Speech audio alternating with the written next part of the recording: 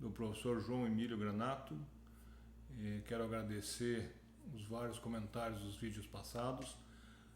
A comunidade está crescendo bastante, muito legal, e a gente tem procurado estar cada vez mais próximo através das redes sociais, dando para vocês um conteúdo bastante interessante na área de comércio internacional.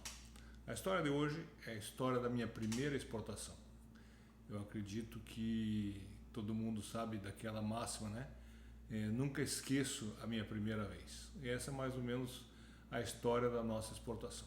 Primeiro, vou fazer um contexto para entender como é que funcionam as coisas ou funcionavam. A gente precisa entrar num cenário de passado para poder entender o momento atual e por que isso tem um valor inestimável nesse momento e super diferente da vida. Muito bem, eu comentei com vocês na minha capa da página que eu queria ser médico, né? E era uma época muito difícil, que o vestibular era extremamente pesado, não se falava em Enem, não se falava em pontuação na escola, nada, era vestibular. E as vagas de medicina eram muito restritas, né?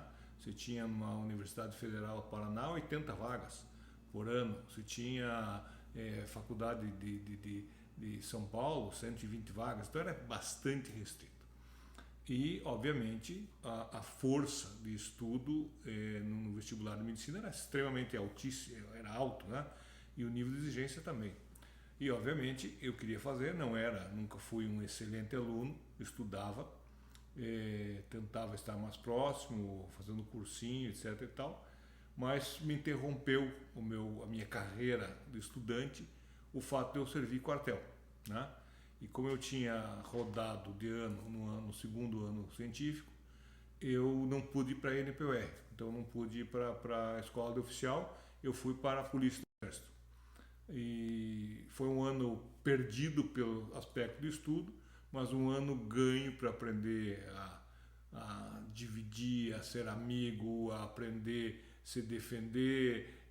Aprendi muitas coisas no quartel, como disciplina, como características relacionadas à equipe, a processo de liderança. Então, assim, foi um ano extremamente produtivo no aspecto aprendizado, que é o que eu venho sempre posicionando. E o mais interessante disso é que nesse período aí eu fazia escola à noite, só que às vezes não dava, porque eu tinha que tirar hora, trabalhar no quartel, etc. e tal. Então foi um ano muito conturbado, mas estudava, talvez não para passar em medicina, passar em universidade, mas eu insisti muito em medicina. Eu me lembro que eu fiz mais de 20 vestibulares para medicina, conheci do Rio de Janeiro para baixo várias cidades fazendo o vestibular e não consegui passar. Na verdade, não consegui passar. Aí já estava um pouco cansado com essa tentativa e ao mesmo tempo frustrada, 18, 19 anos, você quer resolver as coisas de uma forma rápida. Fui fazer então a faculdade de economia.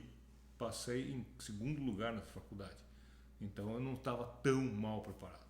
Fiz um ano e nessa faculdade, que era a faculdade que depois eu vinha dar aula, e coisas do destino, coisas da vida, e muito legal isso também.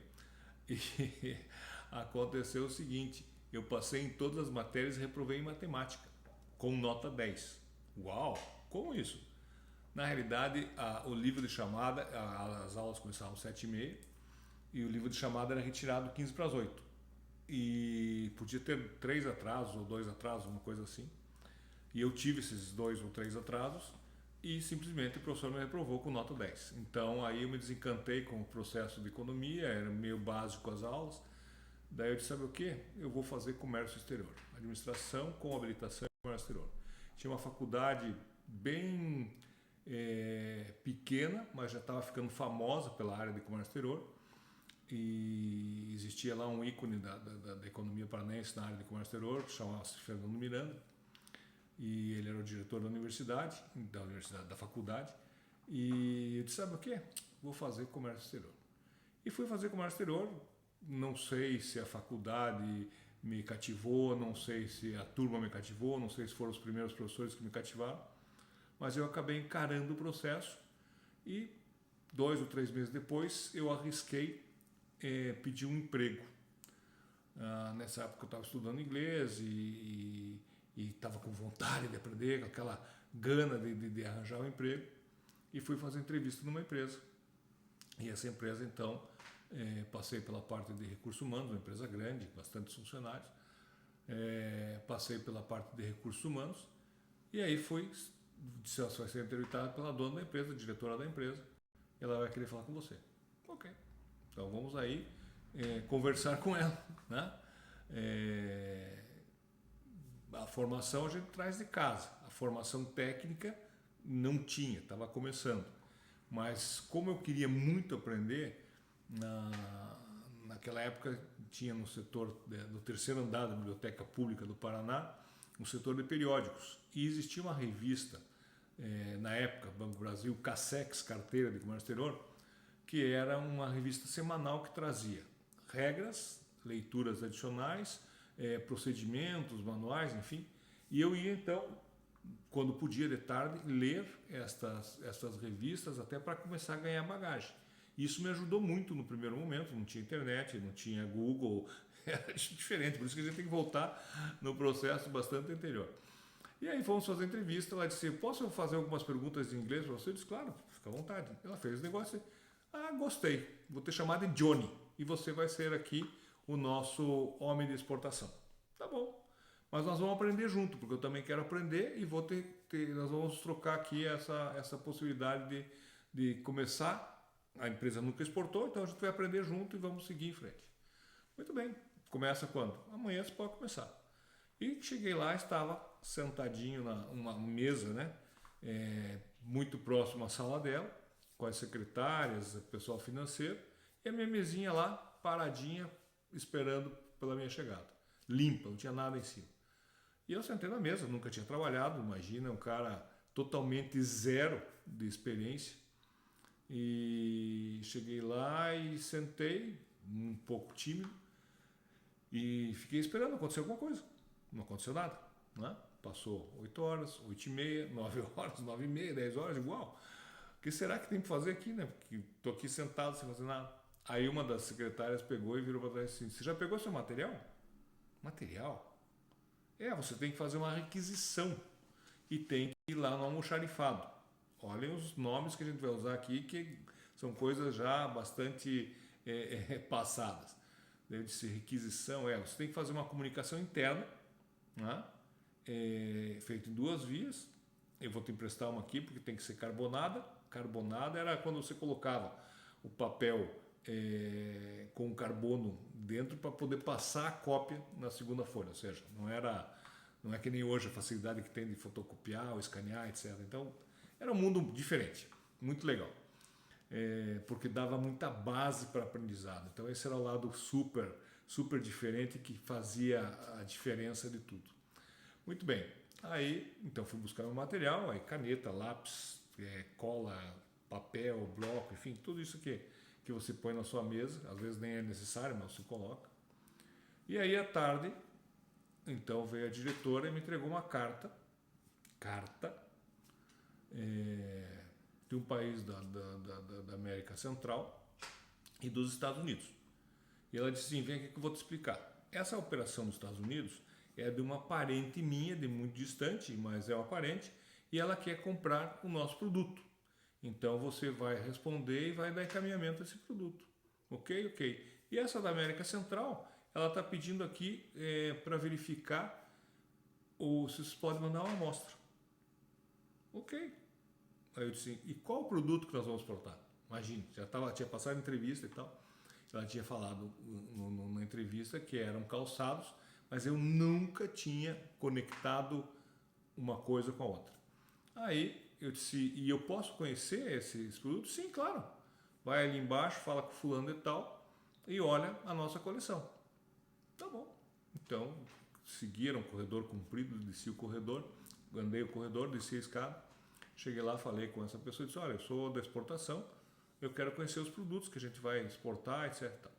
E era uma coleção de calçados plásticos extrusados, né? Depois teve uma grande empresa chamada Grandene que que exportou bastante esse produto também, mas essa não, essa era pioneira nesse produto calçados plásticos. E aí eu olhei toda a coleção, tinha sandália, tinha calçado fechado, tinha uma bota.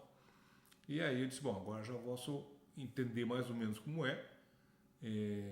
mas o meu entender era entender como um olho, talvez, de consumidor, não tinha ainda um olhar profissional para o processo produtivo.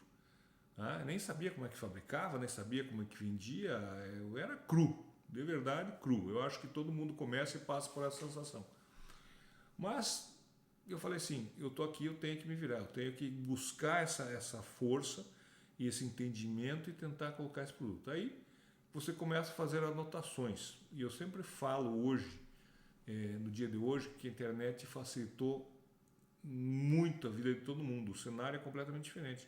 Mas as pessoas eliminaram papel, então eliminaram algumas anotações, eliminaram também gravar na cabeça este processo que pode ser às vezes o que te salva. E as minhas anotações eu anotei os modelos, os tamanhos e as cores. Aí eu queria entender como é que se exportava calçados. Eu disse, poxa, será que alguém vai pedir tudo número 37, tudo número 41, tudo número 40? Como é que funciona isso, né? Aí eu disse, eu vou me atrever, vou perguntar para a dona da empresa. Eu tenho que perguntar porque eu tenho que saber isso aqui. Aí fui e perguntei como é que era. Ele disse, não, isso é uma grade. A pessoa monta a grade. Como monta a grade? Ela põe lá talvez um 33, um 34, 2,35, 2,36 e a gente organiza essa grade e exporta para ela. Ah, entendi. E disse, e a caixa? Você não viu? Volta lá embaixo e vai ver a caixa. Aí voltei lá embaixo para ver a caixa. Aí eu olhei, subi de novo, naquele processo de aprendizado burro, né? Subi de novo e disse, ai, quantas caixas de sapato vão numa caixa grande? Voltei lá embaixo de novo para poder entender o processo. Então, esse momento de você querer conhecer alguma coisa é o momento de você abrir a mente. Senão você vai ficar cada vez mais enjaulado em você mesmo, né? Então você tem que tirar, em comércio exterior eu sempre digo, tira a viseira, joga fora essa peça, open mind todo o tempo e sempre buscando muita visão, senão você não vai conseguir fazer nada. Bom, aí eu peguei a carta desta parente próxima e comecei a ler em inglês a carta, falava um pouco da questão familiar e tal, e falava desse produto. Então ela já sabia que existiam os calçados plásticos e ela queria fazer uma experiência aqui nos Estados Unidos. Né? Ela queria então que a gente mandasse 24 pares para lá. Cada caixa de calçados, se não me engano, cabiam 8 ou 12 pares em cada caixa master. E aí então eu comecei a processar. Agora imagine a situação. Ela falou que queria trabalhar comigo e aprender comigo. Fiquei pensando, então eu tenho que esperar ela para trabalhar comigo. E na realidade não é assim. As pessoas te contratam e te jogam na selva, né? no Coliseu e digo, se virem. E foi assim, eu tive então que começar a buscar informação. Aí eu saía dessa empresa, 6 horas da tarde, pegava um ônibus, ia para o centro da cidade, a biblioteca na época fechava às 10 da noite, não tinha internet, não tinha Google, isso é muito legal da gente falar. E aí ia no setor de periódicos, que é um setor assim de revista, setor mais popular, buscava numa ficha, tinha umas gavetinhas assim que você buscava numa ficha e dizia assim, eu quero saber como exportar para Estados Unidos. Buscava lá, tinha lá, revistinha número 850. Aí diz assim, como preparar os documentos de exportação? Revista número 780. Como fazer uma fatura comercial? E aí eu fui buscando essas informações, uma conectada com a outra, fotocopiando, para poder, pagava-se caro uma fotocópia, para poder aprender como exportar, uma vez que eu tinha a missão de fazer essa empresa exportar. E isso foi uma semana meio que enrolando e tentando aprender essas coisas, mas foi legal. Aí, no dia que nós fizemos a fatura, mostrei para ela, disse, que legal, e agora? Não, agora vamos preparar o documento de exportação. Daí fui lá olhar a guia de exportação, que era um documento na época de 7 vias, com 6 carbonos, você não podia errar de jeito nenhum, senão você tinha que digitar, datilografar de novo 64 campos. Então tinha que fazer muito bem feito. Bom, aonde tem a guia? Fui no almoxarifado. Almoxarifado, tem guia de exportação? Daí o almoxarifado disse, não, nunca vi falar desse documento, não sei. Daí eu disse, uau, e agora? De noite vou perguntar para algum professor se sabe. Perguntei, ninguém sabia, eram professores de matéria comum, não era de matéria específica. Eu disse, voltei na biblioteca, olhei lá a situação das revistas, assim, guia de exportação, como adquirir. Eu ia buscando informação. Compra seu bloco no Banco do Brasil. Legal, então eu vou no Banco do Brasil. Amanhã eu vou pedir para ir no Banco do Brasil e vou lá comprar essa guia e fazer esse processo. E aí, cru, peguei e fui no Banco do Brasil. Tinha dinheiro para ida, nem me toquei com o dinheiro da volta. Cheguei lá, era uma distância assim de mais ou menos, vamos colocar em quadras brasileiras, 100 metros cada quadra, talvez aí umas 35 quadras, 40 quadras, pode ser. Cheguei no Banco do Brasil, perguntei como é que faz isso, como é que compra? Você compra e tal, qual empresa você trabalha? Empresa tal. Você pode fazer débito em conta, preenche isso aqui, vai lá no caixa, o caixa debita da empresa e você leva o bloco. Tá bom. Fiz isso, estava aprendendo, então saí do quinto andar, que era a Cassex na época, desci no primeiro, fiz isso com o caixa. Quando você é jovem, todo mundo te ajuda bastante, quando você é velho também, mas era uma época diferente de todo mundo se ajudar. Então não foi tão difícil. Peguei o bloco e saí contente e parei no ponto do ônibus. Parei no ponto do ônibus e aí, não tenho dinheiro para voltar. E agora? Não tinha telefone celular. Para você falar no telefone público, você tinha que ter uma ficha. E ia pedir para alguém me levar para a empresa de volta. Não tinha como. Então, vamos caminhar. E fui caminhando novamente até a empresa. Cheguei lá suadíssimo, tudo, mas eu tinha que fazer isso.